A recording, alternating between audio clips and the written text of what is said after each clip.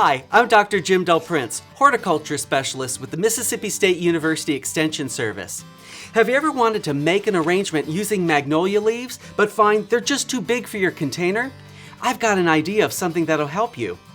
Take the magnolia leaves off of the stem, and then take a pair of scissors and just gently cut the base of that leaf off, keeping the midvein attached.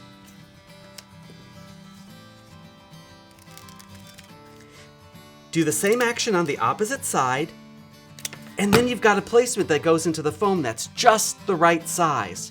Now let's take this idea and make an arrangement.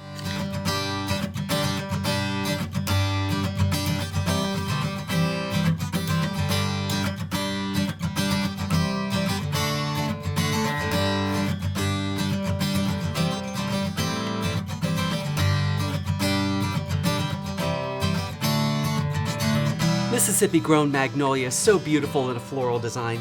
Enjoy your southern arrangement.